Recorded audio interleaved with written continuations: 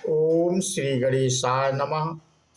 मित्रों, आज इस वीडियो के माध्यम से हम बात करेंगे तृष्णा की निंदा।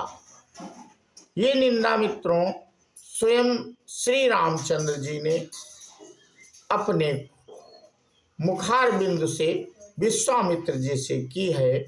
उसी कथा को हम आप लोगों से साझा कर रहे हैं और ये अध्याय 2 है।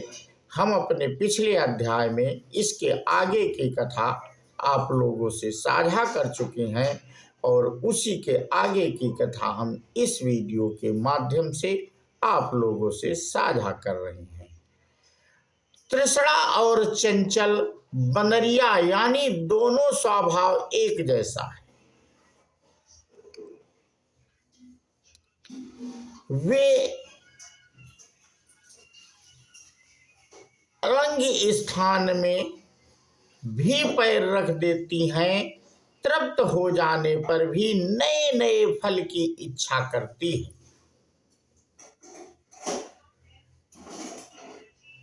और विषय रूप एक स्थान पर अधिक काल तक नहीं ठहरती।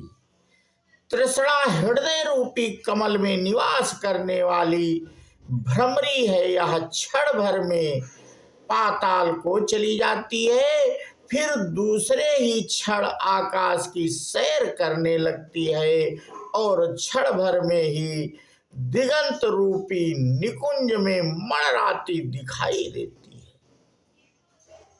संसार में जितने दोष हैं उन सब में एकमात्र तृष्णा ही ऐसी है जो दीर्घ काल तक दुख देती रहती है। वह अंतःपुर में रहने वाले मनुष्य को भी भीषण संकट में डाल देती है। तृष्णा रूपिणी मेघमाला मोह रूपी नीहर पुंज से घनीभूत होकर परम ज्ञान रूपी सूर्य के प्रकाश को ढक देती है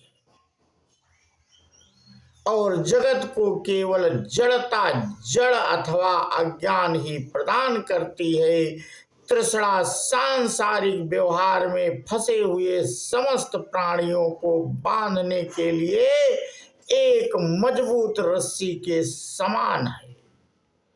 उसने सबके मन को बांध रखा है। इंद्र धनुष जिन लक्षणों अथवा धर्मों से युक्त दिखाई देता है, वे ही तृष्णा भी लक्षण अथवा धर्म है।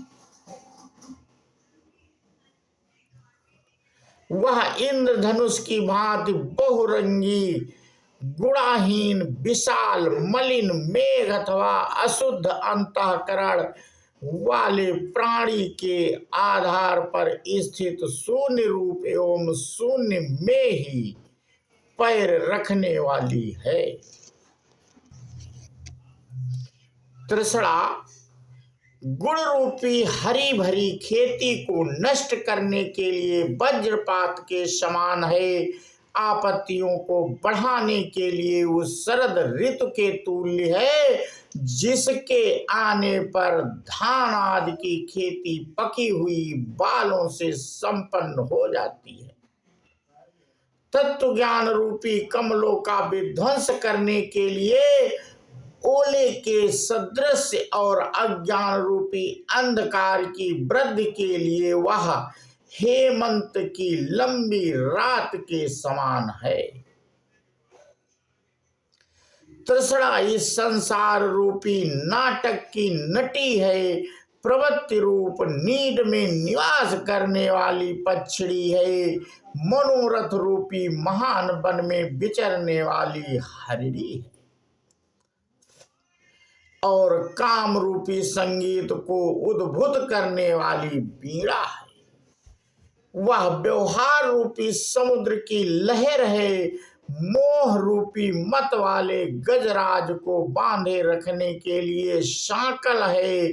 सृष्टि रूपी बट वृक्ष की सुंदर बरोह है और दुख रूपी कुमुदों को विकसित करने वाली चांदनी है। इतना ही नहीं, तृष्णा जरा मृत्यु रूप दुखमय रत्नों का संग्रह करने के लिए एकमात्र रत्न पेटिका है तथा अधिव्याधि रूप विलासों का नित्य विस्तार करने वाली मदमत्त विलासिनी है। तृष्णा को व्योम भी थी आकाश के समान समझना चाहिए। जैसे आकाश में कभी सूर्य के प्रकाश से निर्मल हो जाता है, कभी मेघों की घटा घिर आने से वहां कुछ क्षणों के लिए कुछ अंधेरा छा जाता है और कभी वह कोहरे से ढक जाता है, उसी प्रकार तृष्णा भी कभी किंचित विवेक का प्रकाश पाकर निर्मल हो जाती है, विवेक न होने पर अज्ञान से मलिन रहती है तथा कभी कोहरे के समान मोह से आवृत हो जाती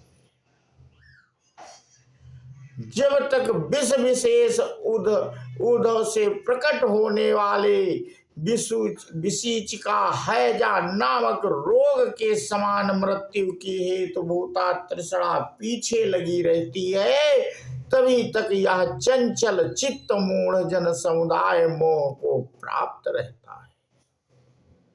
लोग विषयों का चिंतन त्याग देने से ही अपने संपूर्ण दुख को दूर कर सकते हैं। विषय चिंता का त्याग ही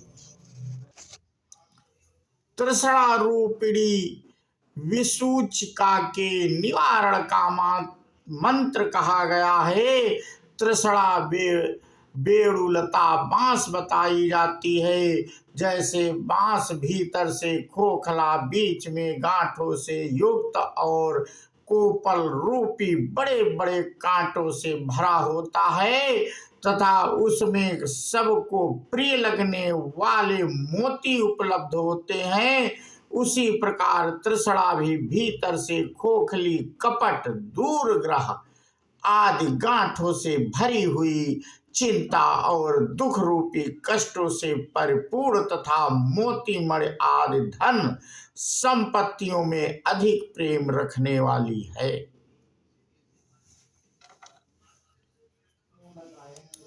फिर भी यह बड़े आश्चर्य की बात है कि परम बुद्धिमान ज्ञानी जन विवेकी चमचमाती हुई तलवार से उस दुच्छेद चिंता को भी काट डालते हैं।